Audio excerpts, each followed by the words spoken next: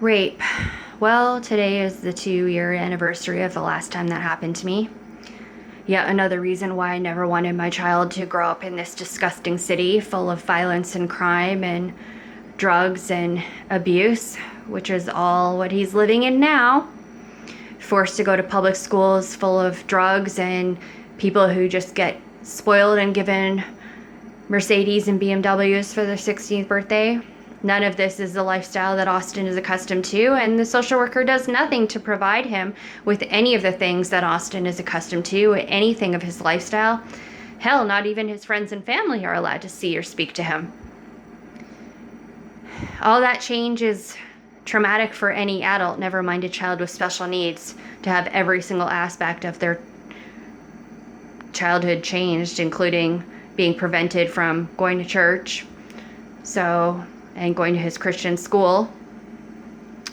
Now he's forced to live in an environment where he not only has to watch out for the wildlife of bears and cougars and coyotes and raccoons, so it's unsafe to walk around in that city, which is what he's used to. He's used to being in a safe, quiet community where he's able to walk around.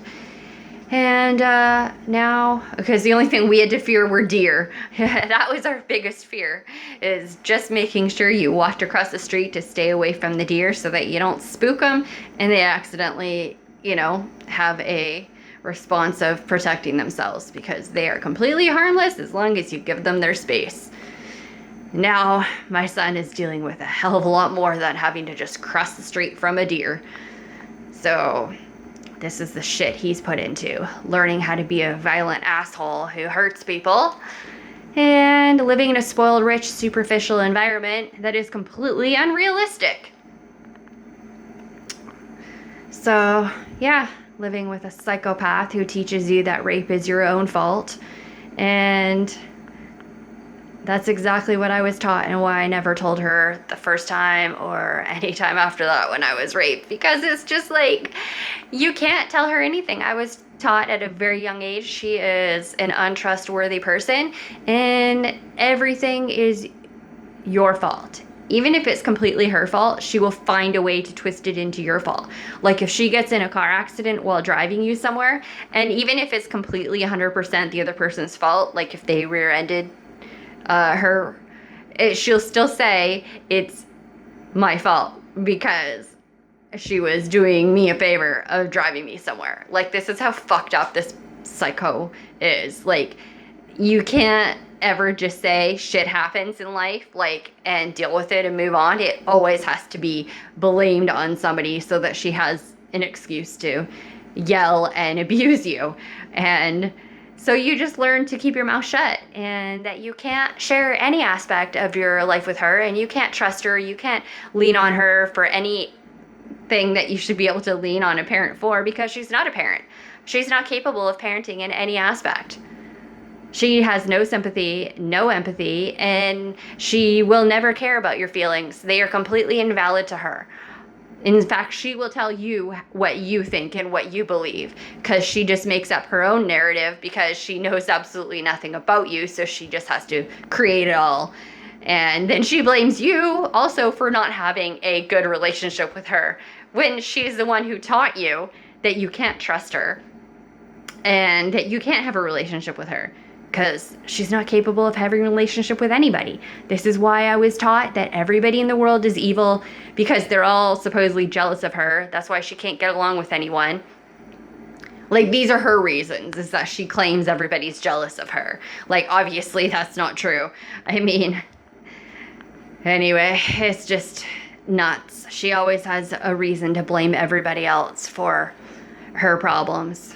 And if she thinks you're upset about something, or she knows you have a complaint about her or your life with her, etc., she will go off for hours and hours about how you're so lucky and you have it better than her and then you hear hours and hours about her childhood, how unlucky she was, how nobody paid attention to her, etc., and how she's too nice to you, and that was her big mistake of being too nice to you. It's like, really? Too nice? I never even got the nice part. And I would have given anything to be ignored and be left alone instead of being abused every second of the day, and made sure I was, she made sure we were known we knew that we were not wanted and that she was always threatening to run away, etc., etc. This is just, I mean, she just has her nonstop rants of the same things over and over again. And like I said, constantly blaming you. So it's the same abuse that every victim goes through, where you're taught nobody's going to believe you, keep your mouth shut, and everything's your fault, which is the same exact brainwashing they use in cults of how they punish people for supposedly being bad just because they, like, you know, spoke to somebody who's not in their cult or something ridiculous like that. And they want you to just rely on that one person and believe everything they have to say and feel like nobody's ever going to believe you and you can't get help and you can't get out. And that's exactly the brainwashing she puts you in. And so that's exactly the response I went into. Is just like, don't fight back, just get through it and it'll be over soon. And there's no point in reporting the rape because nobody's going to believe you anyway. And that's, you know, what society teaches us, is that rape victims don't get believed, or any abuse victims just don't get believed. And so you just suffer through it and hope for it to be over soon, which is what every day of my life was like, living with Alice Sellers, the Wicked Witch of West Vancouver, who just rapes your soul every second of the day. So it was honestly like never as bad as living with her, because when you're just so used to that abuse, you like, that's all we learned growing up, was just how to just keep your mouth shut and just try and get through it, because if you fight back, you make it worse. And then you have to listen to her going off more and more and more. And, you know, at least an actual rape is just over much quicker than her hours and hours of berating you. And that's exactly what Frank does too. He just sits at the kitchen island, ignores her, lets her go off on him for hours and hours.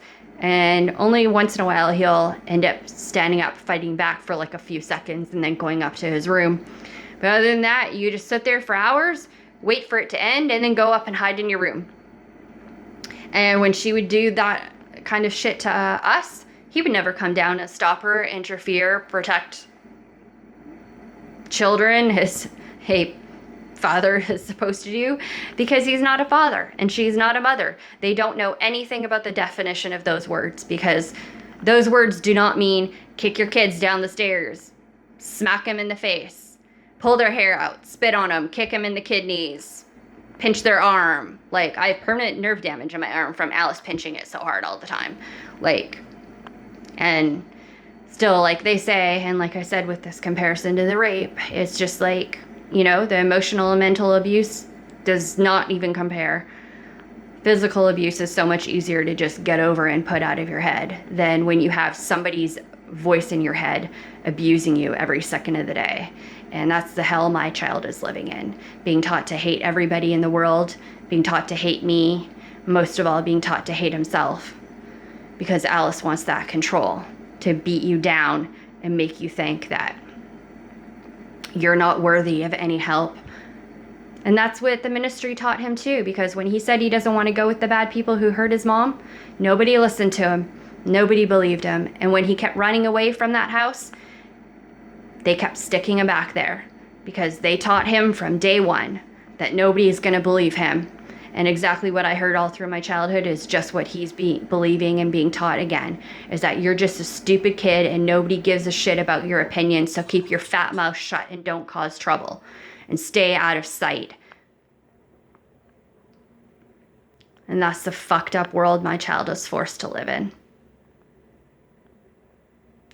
Really sick, isn't it?